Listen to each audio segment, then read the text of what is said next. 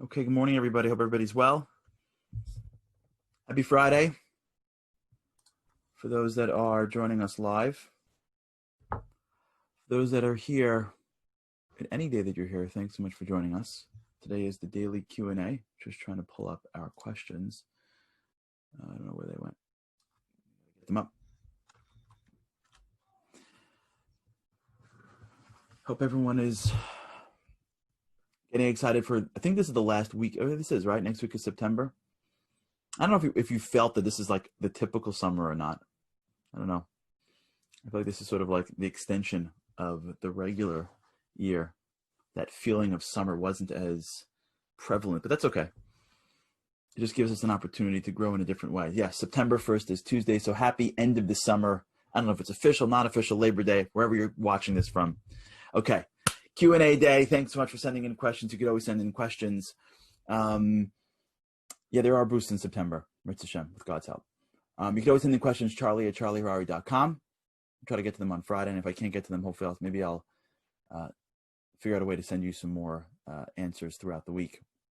First question's from Richard. Charlie, recent program centered around happiness. What can we do to enable our happiness and seek empowerment? What would you suggest if you're in a negative situation in which you have little to no control and are unable to take yourself out of it? Great question, Richard. When we speak about happiness, it feels like we're talking about situations in which we can control. Wake up in the morning, you can control if you want to wake up empowered or not empowered. But in fact, the real use of happiness is in situations that you can't control, right? It's when stuff comes to you. When there's a challenge that presents itself to you. Sometimes a challenge comes at you. Something happens in your day, a circumstance. Sometimes the challenge is more chronic. You're in a difficult work environment. You're in a toxic situation. You're in a difficult relationship. That's really where the happiness stuff comes into play at a much higher level. When you're stuck in something that you can't easily control, and the thing you're stuck in is toxic or is negative, and it surrounds you consistently. Some people may have parents that are negative. I was blessed to not. Thank God I was blessed with wonderful parents. Some people have parents that they're wonderful people, but their environment is more negative. What are they going to do? They can't run out of the way. You can't leave the house. You can't not see your parents, right? Some people are in jobs, in times, in countries. So let's immediately bifurcate between two things. One is things that you can control, but you're scared to control. In some work environments, you can leave, but you're scared to leave. You can look for something else, but you're scared, or it's exhausting, or it's hard to find another opportunity. There are people that are in toxic relationships and they shouldn't be, and they're just so used to that person that they can't separate themselves. So sometimes the answer is to do something. Sometimes the answer is to distance yourself, even if you're in a family. Sometimes you're in a family situation where some people are very challenging and toxic. So it doesn't mean you have to distance yourself physically, but it just means that you have to learn how to not let people get to you. Some people's opinions aren't as important as others. This is very big when it comes to online. Some people respond to you in a way that's productive. Some people, God forbid, don't. There are some people you just got to ignore. I remember one time I did a video. I'll never forget this. I did a video called Inoculations. It's called, I forgot, it's been so long. It was on H.com. It was about taking my son to the doctor. And I compared going to the doctor with my young child and his look to me, which I assumed was like, how could you bring me to the scary man with the white coat to jab me? And there was like no way I could have possibly explained to him that like this is good for him. And I compared it to God that sometimes puts us through challenge, and there's just no way we'll get why this challenge is good for us. So there's a certain level of belief. I got this email where like this couple just reamed me. They just reamed me. Who do you think you are? Like they reamed me. The video was how God loves you in challenges, and you can't believe this email.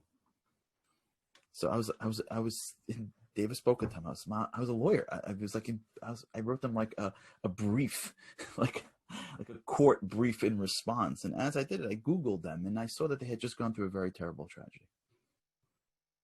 They had some webpage about it. I don't want to get into it. And I realized, like, wait a second. What am I engaging in this for? I just hit delete. It stung. Not every person who emails you needs to get into the forefront of your mind. So when we talk about difficult environments, like yesterday, we had the same conversation for those that are joining us on the Boost every day. We spoke about how when you want to deal with happiness, you have to understand who you're up against. You have to understand your opponents. You got to understand what's a plane and what's a virus. Check out yesterday's video for more information. You have to know what you're up against. So when you're dealing with a difficult environment, you have to know what you're up against. It's not just all one thing. You have to split the hairs. And you got to really think about it and ask yourself, can I move this piece? Can I leave? How important is this person? How important is the relationship? And the first thing you got to figure out is, can you distance yourself from negativity? That's first and foremost. Negativity it's harmful to your mind and to your future. Bad food is harmful to your body. Bad thoughts are harmful to your mind. Like, that's how it is. So can I distance myself? What's the impact of distance? Can I leave my job? Can I leave this relationship? Can I leave these friends? Can I leave this community? Can I leave this? Can I? What's the impact? If I can't, can I shift the relationship? Can I stay physically but be more distant? It used to be when they spoke to me, it was like the biggest deal in the world. This is the biggest deal in the world. Can I change my relationship to the person, even though I may be physically there, but now I don't care about them as much? And by understanding what is in the norm for you to operate, that's how you'll create your strategy. There are companies where people spend lots of time, and we're involved with them. We spend time in companies where people are blown away by, or blown out by, a very difficult boss, only to realize the boss has very little power. So they sort of like nod him through. In my to-go cup today, I had to take my coffee on the road early this morning. It's different from a to-go cup. For those who are coffee drinkers, just letting you know what I'm talking about. If you drink enough coffee, you can taste the coffee based on what vessel it is in. Glass. I only understand wine guys because of coffee. Different show. We should do a coffee show once. So these people are in these companies, and some of these bosses are disasters. And now the first question is, okay, I can't leave the company, let's say. Okay, but can I change my relationship to the boss? It used to be when he spoke to me, I'm like, oh my gosh, it matters. Maybe it doesn't matter as much. Maybe I'm watching him and he's just irrational. He doesn't even mean, he doesn't know how to talk. I had a boss like that once. when I was younger. He just speaks in yelling. He's a good guy. He just doesn't know how to speak to human beings. I guess he missed that class, or he wasn't born with that trait. He doesn't know, like, he's just not a sensitive person. He doesn't understand that people are humans. It's a disaster. I can only imagine what his wife and kids are like. But once I understood that he wasn't being mean, that's just how he speaks, it changed my response to him. I like nodded through some of the stuff. So when we talk about difficult environments, you have to take a page out of Viktor Frankl, Man's Search for Meaning. In the Holocaust, he said that the Nazis can take everything from him except for his ability to respond. And you got to understand that your ability to respond to negativity is your power. But you got to do it with smarts. That's where journaling comes in. You got to think these things through. You got to fight a battle on the nuance. That's what we're doing here. What we're doing on the Boost is we're trying to build nuance in places where there is no nuance. You watch a football game and you know nothing about football. You're like, cool, the ball's going back and forth. Look at the hits. Like when I watch football, because I've been doing it for a very long time, and my 9-year-old watches football, we're watching 2 different games. He's like, look, cool, look at that pass. I'm like, who cares about the pass? Look at the route that he ran. How did the defense miss that? He's like, what are you talking about? The more you learn something, the more you're able to understand the nuance of it, the more you're able to make adjustments in the nuance. That's where greatness lies. by turning the keys and twitching and changing and tweaking the nuances. You open the hood of the car. It's not just a car. You understand that this wire leads to this and this means to this. That's where greatness lies. So when you are up against negativity, you have to understand the source of the negativity and your ability to change that. In some places, you can just walk away. It's hard, but you can just walk away. In some places, you just learn how to distance the person in their importance in your life. In many cases, and this is where I want to end, I want to get to some more questions, but I want to sort of end with this, and we can talk about this more if you guys want. In many cases, one of the greatest ways in which you increase happiness and empowerment in negative environments is when you turn it up on your own. When you're in a negative relationship or negative environment, when you force being more positive, it sort of sends like a force field out. I just had this literally 2 days ago when someone called me and said that they were dealing with a family issue where their father was supporting one of the children. The child was older, and the father hated doing it. Like he felt like the kid wasn't trying hard enough in life, or whatever he felt. And the kid hated taking it. So it was a disaster. The father's giving money every month. The kid hates taking it. The father hates giving it. The whole thing's a disaster. So I was explaining to him that, like, you don't have to wait for everyone to get on the same page. One person has to step up. If one person begins the process of giving or receiving, whichever side, with more happiness, with more gratitude, it'll just change the whole relationship. Many times when you're in a relationship, you're waiting for the authority member, the parent, the boss, to be the one to change. Many times the change comes from the ground. You change how happy you are. You change how empowered you are. You change how strong and resilient you are to their usual negativity, and it starts to send waves back. And they don't even realize that you're now including, you're changing the waves of how to act and how to deal. But try that. Try to understand the relationships better, and try to see if we can get to a place where you're not waiting for somebody else. This is an important lesson we've learned, I think, through this whole virus. I think one of the hardest parts that we've gotten through this virus is people of authority have not really delivered for us. And they're trying. It's sad. I think it's sad. People of authority are trying. They are, whether it's medical authority or political authority or communal authority, they're trying their hardest. They're not sitting around being like, whatever. They're trying their hardest. They just got thrown a curveball that nobody was prepared for. And so they're delivering information that we don't even really know is right. And the reason why people are sometimes so stuck now is because it's so hard for a person to not look at someone else with authority and assume that they are more capable, better. And so the whole breakdown is forming. And to some people, it's forming in a very violent way. And some people, it's forming in a more of a passive way. But we just assume that if you're the boss, you should know better. We just assume that if you're the parent, you should know better. And that happens in life many times, but sometimes it doesn't. Sometimes people that are older and in charge aren't more worked out mentally and emotionally. Sometimes it's even harder.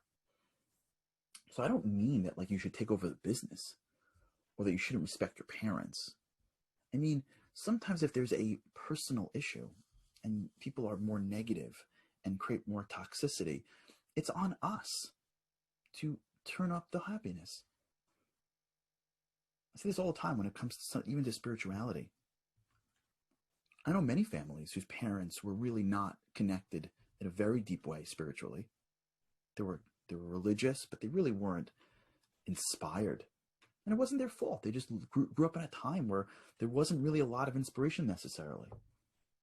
And their kids went through a different experience and came back, and they went to Israel or whatever it is, and they came back inspired.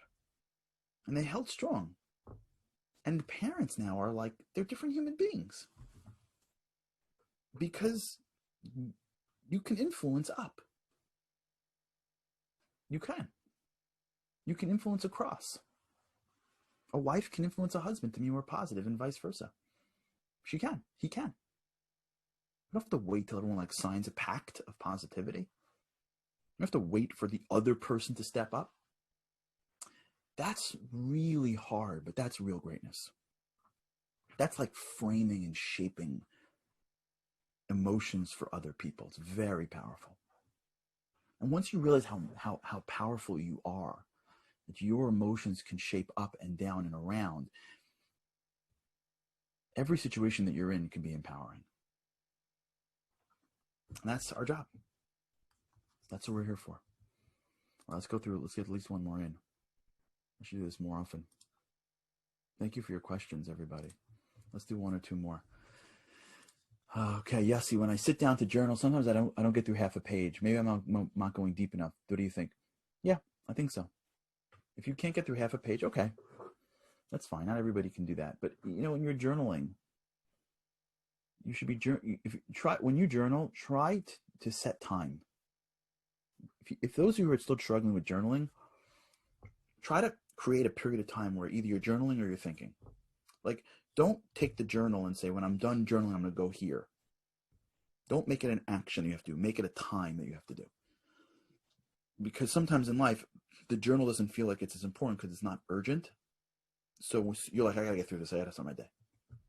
Say, from 9 o'clock. Hopefully you'll be with me at 9 o'clock. But from 9:20 to 9:45 or 9:30 to 10 o'clock or whatever, 6 to 6, whatever it is. Give yourself 15 minutes. Cup of coffee, piece of paper, my journal, whatever. Either I'm writing or I'm thinking for 15 minutes, but I'm not doing anything. That helps because now your brain's not going, okay, we got it. Let's go.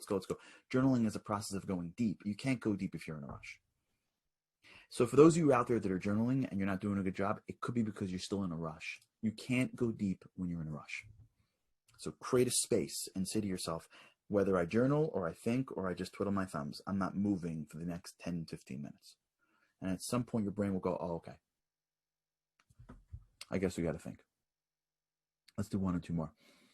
Esther, I've been struggling a lot with creating new rituals and habits and rewiring my brain. I've tried so many times to drink more water or journal every night or daven, Birchas HaShachar, or eat well or exercise, but nothing sticks. I'm so frustrated and overwhelmed that I don't know how to be consistent. I feel the power of greatness within me. I just can't seem to get anything to last more than a few days.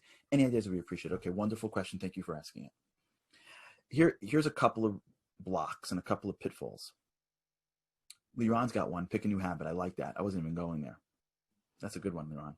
Sometimes when you pick the same habits again and again and again, it drops because your brain's like, we got it. We're not doing it. It's not the novelty.